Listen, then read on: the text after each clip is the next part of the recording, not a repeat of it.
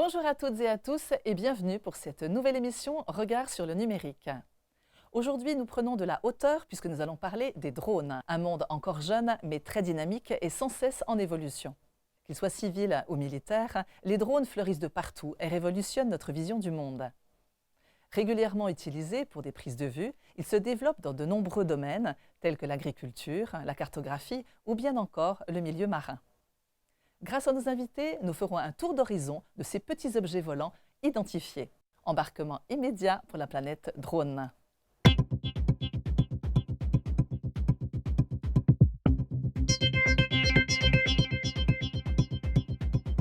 Messieurs, bonjour, et merci d'avoir accepté notre invitation. Christian Gluckmann, vous êtes meudonnais, de naissance d'ailleurs, et vous êtes photographe professionnel, et vous utilisez régulièrement des drones dans le cadre de votre activité professionnelle, donc de prise de vue aérienne.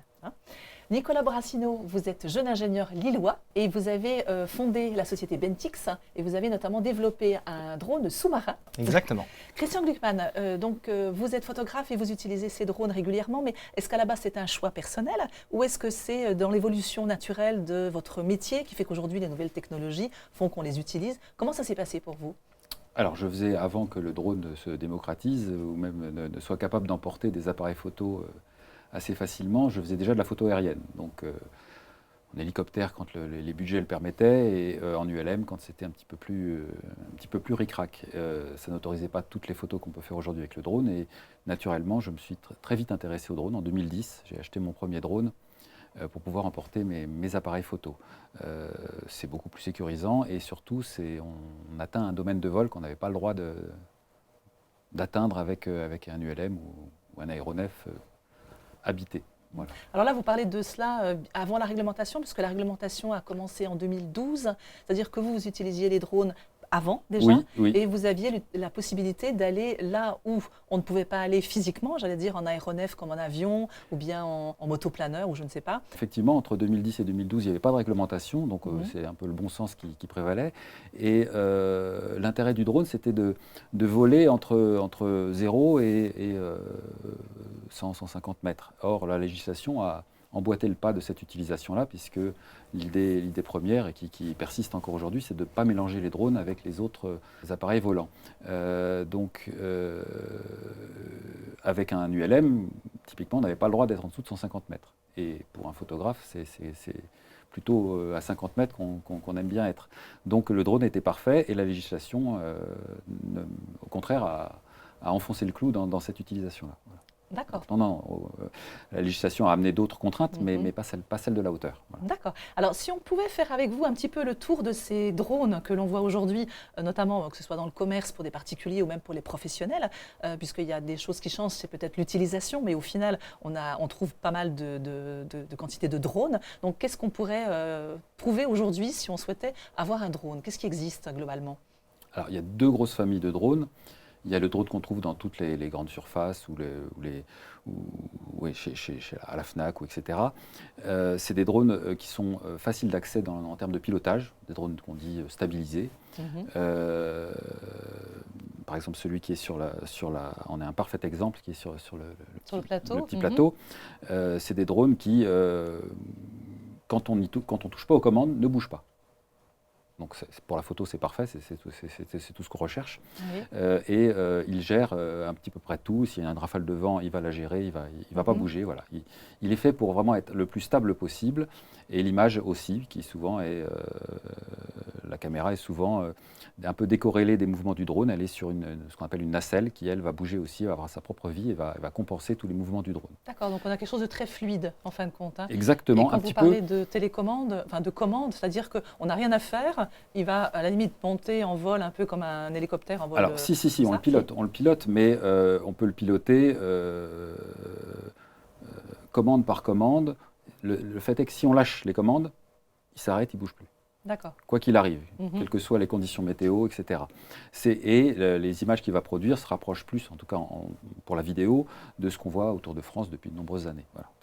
C'est très stabilisé, l'horizon reste horizontal, etc. Et puis, il y a une autre famille de drones qui, à la base, étaient des drones surtout faits pour la course et pour le pilotage pur, qu'on utilise de plus en plus pour la prise de vidéo.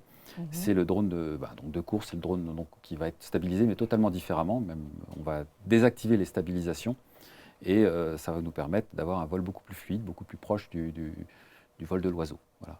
Et beaucoup plus précis, mais par contre, il faut apprendre à piloter. C'est moins accessible. Voilà, il faut s'entraîner. Oui. Il faut C'est un peu plus compliqué. Voilà. Ce qui est un peu embêtant et paradoxal en même temps, puisque on va avoir un drone qui va être facile d'accès financièrement, mais qui va être au bout d'un moment, ça sera peut-être un peu ennuyeux parce qu'on voudra peut-être justement faire un peu des vols. Or, c'est le drone non stabilisé qui va nous permettre de le faire, mais lui va avoir un coût plus élevé. Alors, non, pas nécessairement, parce que le drone stabilisé est bardé de capteurs beaucoup plus que le drone non stabilisé, donc il est plutôt plus cher. Le drone non stabilisé ira plus rapidement à la casse, par contre, bien sûr. D'accord, oui. Je dirais que c'est la différence, c'est ça. Oui, très bien. Et puis, le drone non stabilisé nécessite quand même un autre accessoire, en plus de la télécommande, c'est un casque, parce que le drone non stabilisé, en général, on ne le pilote pas à vue, c'est-à-dire avec les yeux en regardant le drone directement, mais avec un casque de réalité virtuelle et on pilote à travers une caméra qui est placée dans le drone. D'accord, donc comme si on y était en fin de compte, Exactement. comme si on était embarqué. Alors justement, vous nous en avez apporté un, donc vous pensez nous le faire, vous allez nous le faire bien volontiers, bien volontiers. sûr. Je vais vous faire une démonstration. Alors, rangez vos cheveux. Exactement, ça ne va pas être un vol très engagé, mais... Non, mais ça permet effectivement de voir, donc là vous avez ce fameux drone que vous pouvez emmener partout, un peu. Voilà. Où vous avez vraiment l'impression d'être accompagné dans le drone, de faire partie du drone, l'intérêt, de piloter. Exactement. Et puis, on n'est pas gêné par la stabilisation, parce qu'avec un drone stabilisé, on lutte contre la stabilisation en général. Et puis, surtout, on peut être trahi par l'électronique et la stabilisation, et le drone peut avoir un comportement qu'on n'a pas souhaité. Très bien. Là, on est vraiment libre de tout... D'accord. Le drone fait corps avec ce qu'on veut. Oui. Voilà. Si le drone va au sol, c'est qu'on l'a voulu ou en tout cas qu'on a mal piloté. Oui. Mais donc là, on a entendu des petits bruits, donc vous l'avez branché, vous avez mis la connexion votre s'est casque faite de entre réalité. le casque et la télécommande. Et voilà, maintenant on est prêt. Alors, c'est pas une tout belle à fait. technologie en même temps. Le casque n'était pas encore allumé, donc on va attendre que le casque s'allume.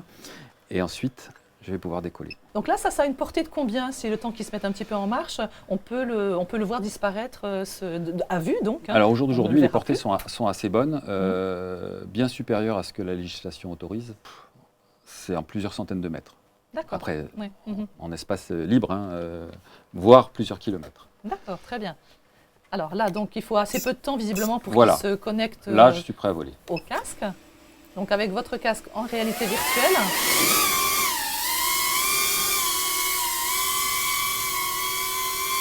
Voilà, donc là, j'essaie de ne pas trop bouger. Ça, ce sont des drones qui ont vocation à bouger, pas à rester immobiles. D'accord. Voilà, très bien. Nicolas l'a réceptionné, c'est parfait. Merci. Très bien. C'est vrai que ça, c'est quand même beaucoup plus difficile à piloter avec le casque de réalité virtuelle, on est bien d'accord. C'est beaucoup plus difficile puisque y a pas de. C'est à nous de gérer tout. Les gaz, s'il y a du vent, compenser le vent. Tout repose sur notre pilotage. Contrairement au drone stabilisé où on détermine une hauteur et qu'il y ait du vent, qu'on veuille avancer ou pas, la hauteur va être conservée parce qu'il y a un altimètre qui va dire attention, on ne m'a pas donné l'ordre de monter ou de descendre, donc je vais modifier la puissance des gaz tout seul pour conserver cette hauteur, ou je vais compenser la vitesse des moteurs pour conserver cette position si je n'ai pas reçu la commande de... Alors que là, pas du tout. Oui. Là, je dirais même qu'on le pilote en mode acrobatique, c'est-à-dire que quand on incline le drone pour qu'il avance, si on lâche les commandes, il reste dans la position dans laquelle il est. Contrairement à un drone stabilisé où il va toujours avoir tendance à vouloir se remettre à plat. Oui, bien voire sûr, freiner si on lâche les commandes et qu'il avance très vite, le drone stabilisé, il va cabrer tout seul pour rester dans la position à laquelle il était quand on a lâché les commandes. Celui-ci, il continue sa course. Pour quel type de photo, alors vous qui êtes photographe professionnel, donc pour quel type d'utilisation vous auriez à utiliser celui-ci par exemple? Alors pas pour la photo. Oui. pour de la vidéo uniquement, Oui, bien puisque sûr. sa vocation, c'est de ne pas faire du surplace, c'est d'avancer. Oui. Donc, pour la Donc, photo, forcément. on préfère être immobile. Oui, oui. Alors justement, on va voir un sujet que vous avez réalisé, puisque vous travaillez assez régulièrement pour la ville de Meudon. Donc nous allons voir un sujet que vous avez fait sur l'écoquartier, ici, de Meudon-la-Forêt. Donc vous allez le voir sur vos écrans, où on va justement, je crois que vous avez même peut-être 2 types de drones que vous avez utilisés. Vous allez nous en parler, puisque vous allez pouvoir Je nous, peux vous le nous commenter, oui, voilà, les images que l'on va voir sur cet écoquartier. Drone stabilisé, donc un plan assez lent, mais voilà, avec une image qui ne bouge absolument pas. D'accord. Toujours le drone stabilisé. Là, c'est très fluide. Hein, on voit. Voilà. Et alors là, on voit que l'horizon n'est plus tellement horizontal. La caméra fait corps avec l'inclinaison du drone, et là, c'est du drone non stabilisé. Voilà. Oui, puis on voit que vous pouvez manipuler vraiment, et là d'ailleurs, vous allez passer en dessous du jeu. Voilà, on fait ce qu'on veut avec le drone non stabilisé, on passe dans vraiment des petits interstices. On n'est pas tributaire du signal GPS ou d'autre chose, on fait ce qu'on veut. C'est ce qui permet aussi de passer en intérieur très facilement. Oui, alors ce que vous allez faire d'ailleurs tout de suite, puisque vous allez passer donc, juste après ce plan-là, de l'extérieur à l'intérieur. Donc là, on perd en plus le signal GPS. De toute façon, il n'y a pas de GPS sur les drones enfin en tout cas où on le désactive, oui. Sur les drones non stabilisés, on ne se sert pas du GPS. Et ça vaut mieux parce que pour le coup, là, il y aura un enfant. Si j'avais un GPS, on perd le GPS ou même en extérieur, parfois le GPS peut nous jouer des tours. Quand on est près d'une grande surface, d'un grand immeuble, il peut y avoir un rebond, ce qu'on appelle un rebond du signal GPS, et le drone brutalement se croit ailleurs.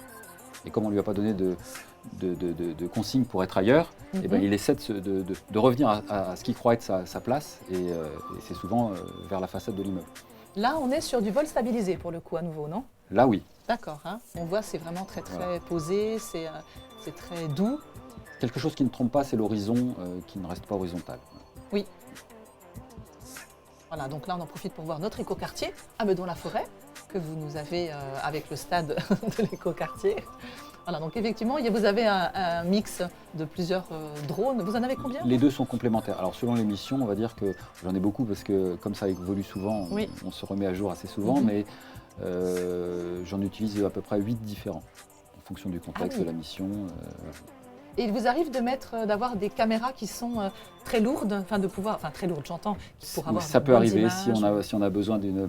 Là, par exemple, c'est des GoPro ou simili GoPro, donc avec une focale très grande, très courte plutôt, et donc un angle de champ très grand. Parfois, on a besoin d'utiliser des petits téléobjectifs. Donc là, on va utiliser des caméras un peu plus grosses, donc plus lourdes, donc des drones qui vont devoir être plus puissants et donc plus gros. Il faut combien de temps pour maîtriser un tel engin avant d'en casser 2 ou 3?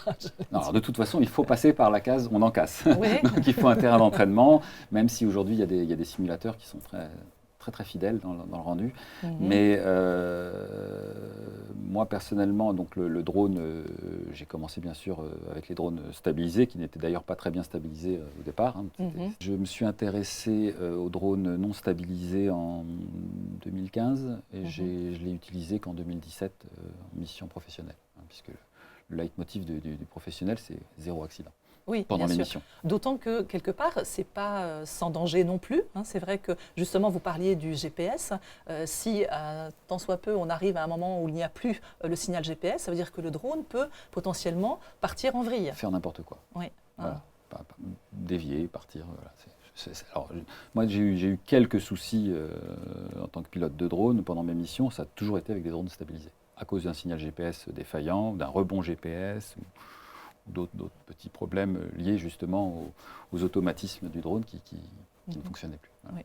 Alors, une question qui me vient, forcément, on pense drone, mais on pense aussi modélisme. Qu'est-ce qui différencie le modélisme du drone, finalement? Le drone, c'est l'usage. C'est du modélisme. Oui, hein? C'est l'usage. En fait, le modélisme, vous pouvez très bien faire du modélisme avec ça. Si juste votre plaisir, c'est de piloter, que la finalité n'est pas la prise d'image ou autre chose, c'est du modélisme. À partir du moment où vous exploitez ça de façon professionnelle pour une mission précise qui est autre que le plaisir de voler, ça n'est plus du modélisme, c'est du drone. D'accord. Donc, qui dit évidemment professionnel dit réglementation. Donc là, on arrive sur des choses qui sont tout autres. Donc, si par exemple, là, on veut filmer Meudon, il va falloir demander, bien évidemment, des autorisations, préfecture, etc. Mais vous avez aussi des drones qui doivent être agréés, j'imagine, enfin, qui doivent répondre à certaines conditions. Tout à fait, tout à fait. Donc, pour pouvoir voler en tant que professionnel, et dans une certaine mesure aussi pour pouvoir voler tout court, il faut pouvoir remplir certaines cases. Donc, pour un professionnel, il faut qu'il soit, c'est pas un permis, mais qu'il ait un brevet. Un brevet qui consiste à apprendre un petit peu les règles de l'air. Un genre de code de la route, quelque part. Exactement, hein. et savoir où on a le droit de voler, où on n'a pas le droit de voler, quelle démarche il faut engager pour pouvoir essayer d'obtenir le droit de voler à certains endroits. C'est pas vraiment axé sur le pilotage, même si les écoles qui proposent ces brevets vous vendent du pilotage aussi, mais c'est toujours axé sur le drone stabilisé, donc le pilotage, in fine, c'est quand même assez facile à appréhender. Non, c'est toutes les règles de sécurité et toutes les règles de permission, vol, etc. Savoir à quelle hauteur, par exemple, quelle hauteur est autorisée aujourd'hui? Il y a la hauteur, bien sûr on pense à la hauteur parce que c'est des objets volants, mais il y a aussi la distance par rapport aux télépilotes. Alors la hauteur, c'est 120 mètres maintenant. On avait commencé à 150 mètres, puisque 150 mètres, c'est la hauteur à partir de laquelle on peut trouver d'autres aéronefs. Maintenant, c'est 120 mètres, c'est une législation européenne qui normalise ça. Et puis, il y a la distance horizontale, c'est 200 mètres. Alors ça, c'est par défaut. Après, il peut y avoir des dérogations pour aller plus loin ou plus haut, et comme des lieux où on ne peut voler que plus bas, 50 mètres souvent, et plus proche, 100 mètres en ville, par exemple. Voilà. Et puis après, avec autorisation, on peut tout faire. Il faut s'y prendre à l'avance. Quels sont les types de secteurs d'activité où on peut intégrer, on va dire, le drone, donc comme un outil, non pas comme un métier, mais qu'est-ce qu'on peut trouver aujourd'hui comme métier qui utiliserait cet outil comme vous le faites vous-même? Voilà. Bien sûr, en premier lieu, les professionnels de l'image, bien entendu. Après, il y a les géomètres. Le drone est un outil extraordinaire pour faire ce qu'on appelle de la photogrammétrie, donc des calculs de volume, de la cartographie, des choses comme ça. Dans l'agriculture, on voit l'usage de drones aussi pour faire de l'épandage ou avec certains types de caméras, remarquer quels sont les endroits traités plus ou moins. Le traitement de toiture, éradiquer des nids de frelons. On n'en est qu'au début, je suis sûr que je manque d'imagination. Mais c'est sûr que les cartographies, tout ce qui est bien sûr. Voilà. Mais le drone en lui-même, si on ne lui adjoint pas une utilité, savoir piloter un drone, il n'y a pas encore, si vous voulez, de taxi-drone. Si je faisais une analogie avec la voiture, moi je sais piloter un drone, c'est comme avoir son permis B quand on le met sur son CV. C'est un petit peu près pareil. Et quelqu'un qui ne saurait que piloter un drone mais qui n'aurait pas un métier à côté, pour l'instant, je ne vois pas de débouché. Peut-être plus tard, quand il y aura les taxi-drones, quelqu'un qui serait capable de reprendre les commandes rapidement en cas de problème. Et encore, on parle là, actuellement, effectivement, M. Paul Cassier, qui est un alto-séquanais aussi, qui a développé cette structure CAPS, donc un Urban Air Mobility, un taxi-drone, donc la personne rentre dedans. Effectivement, c'est un quadrirotor aussi, avec un système qui embarque la personne, mais qui est piloté à la base par quelqu'un. Donc on est bien dans le mode drone, aéronef, où la personne ne peut à l'intérieur rien faire.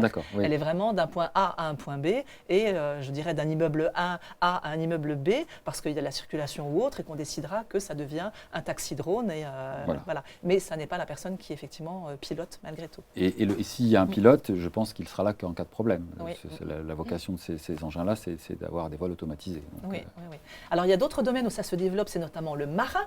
Donc, Nicolas Borassino, vous êtes là pour nous en parler, puisque vous êtes jeune étudiant ingénieur à l'école HEI, c'est ça? Et vous avez donc développé, notamment en plus pendant le Covid, enfin il y a eu pas mal de choses qui se sont passées, puisque si je reprends la genèse, vous êtes donc en deuxième année d'école d'ingénieur, vous avez eu lors de votre classe préparatoire un projet à réaliser sur le thème de l'océan, et ce sous-marin que vous avez donc créé, donc ce Bentix, fait partie d'un projet scolaire, c'est bien cela? Exactement, en fait pour remettre un peu dans le contexte, quand j'étais en deuxième année de classe préparatoire au lycée La Salle à HEI, on devait réaliser tout au long de l'année un projet sur le thème de l'océan. Alors moi qui suis un passionné de prototypage, de robotique mobile et d'innovation technologique de manière générale, je me suis dit pourquoi pas concevoir un drone et sous-marin et avec les dispositifs qu'on avait à l'école. Et donc, on est parti avec mes camarades dans cette aventure. Et puis, malheureusement, il y a eu le premier confinement, Covid. Ce qui a fait qu'on a dû rendre une maquette non fonctionnelle.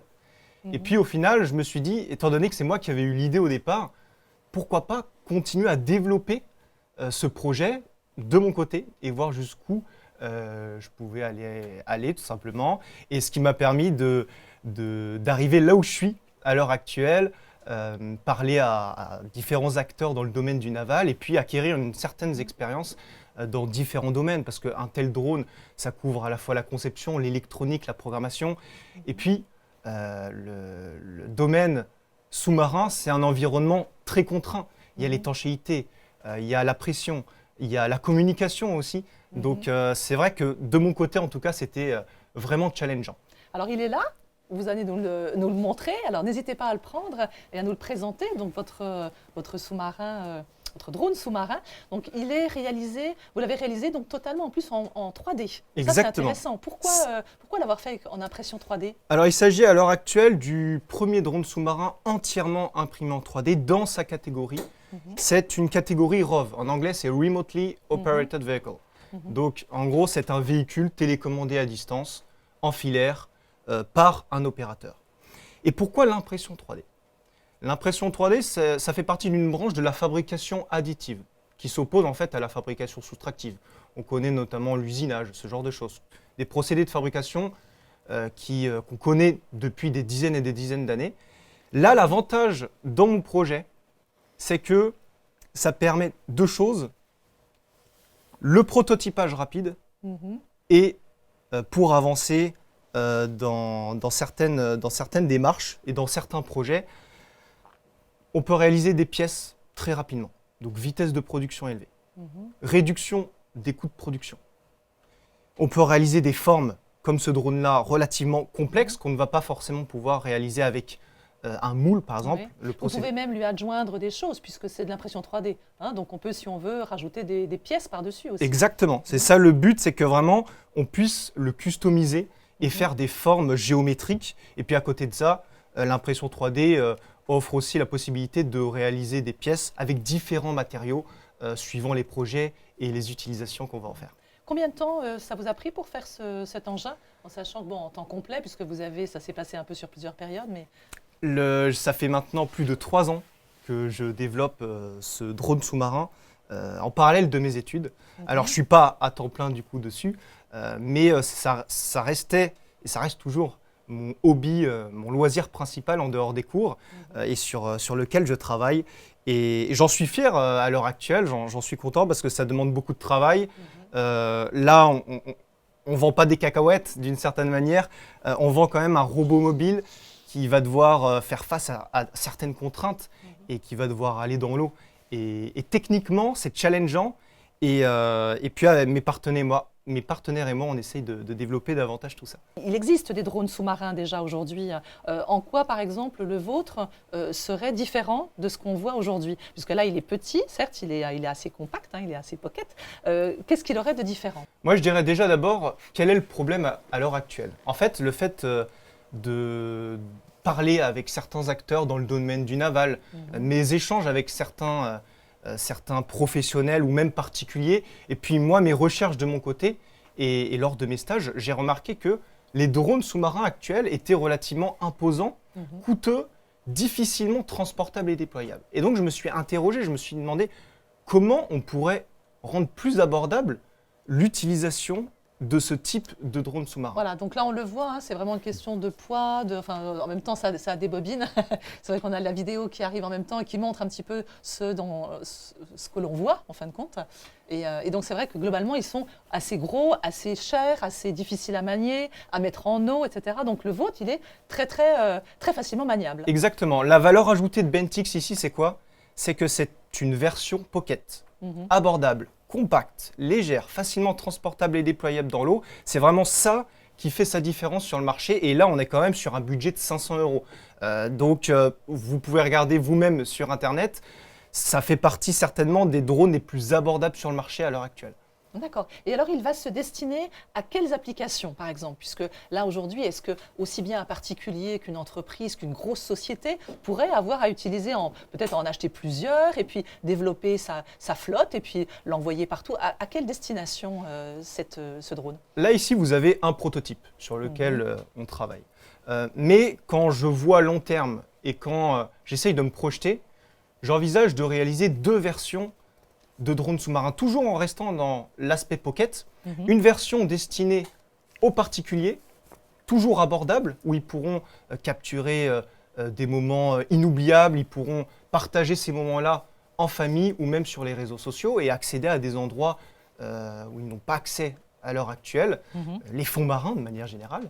Et puis une autre version dédiée à des usages un peu plus spécifiques pour les industriels, alors notamment l'aquaculture, qui dans un domaine dans lequel Bentix pourra intervenir. Imaginez, regarder, voir sous l'eau s'il y a des trous au niveau des filets. À côté de ça, d'autres applications, notamment le maritime, les ports, l'inspection de coques de bateaux, de pontons, ce genre de choses.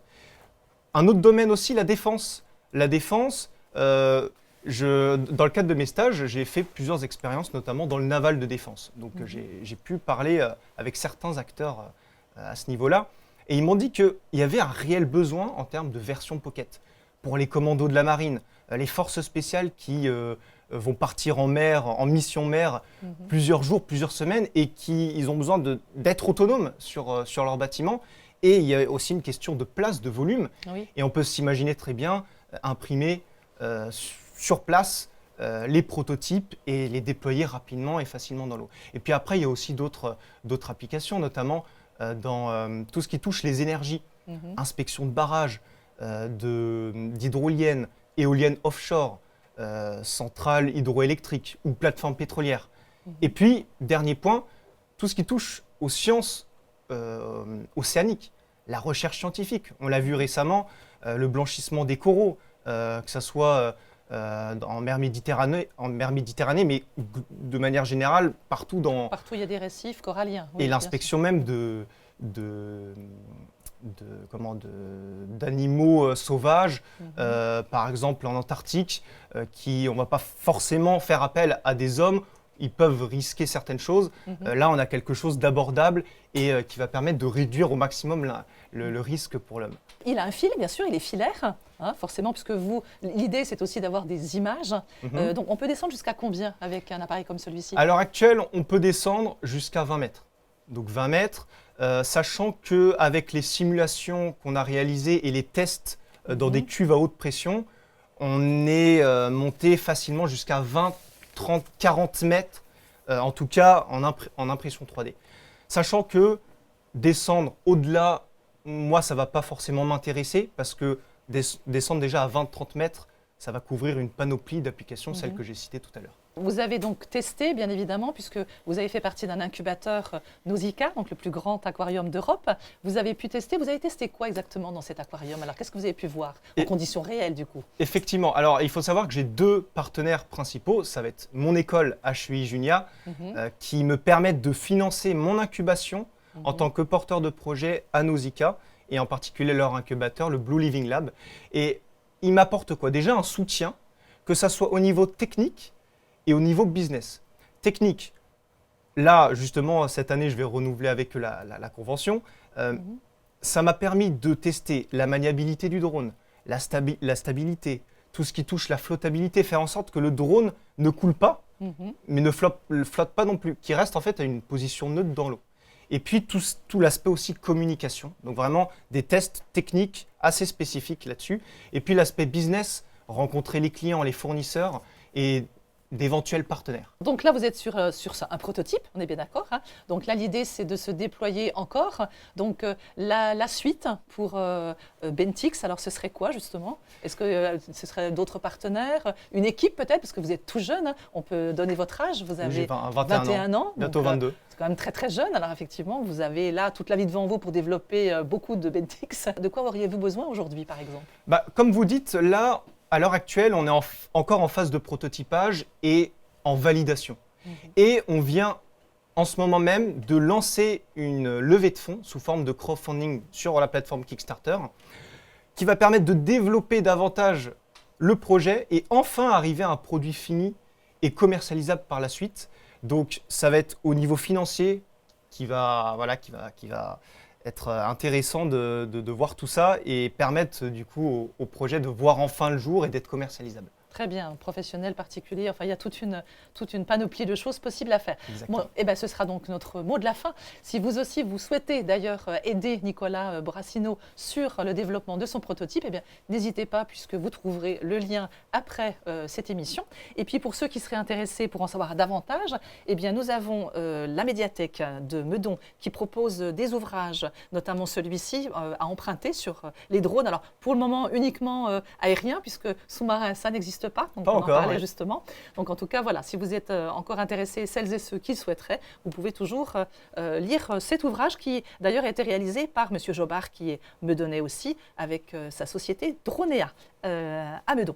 Merci beaucoup, messieurs, pour votre expertise, Merci pour à votre vous. expérience. On vous souhaite beaucoup de bonnes choses. Donc de belles images toujours pour Meudon avec vous et puis une belle aventure pour Bentix. Merci également au public de nous avoir suivis aujourd'hui. Et puis quant à nous, on se retrouve dans quelques semaines pour une prochaine émission avec d'autres regards sur le numérique.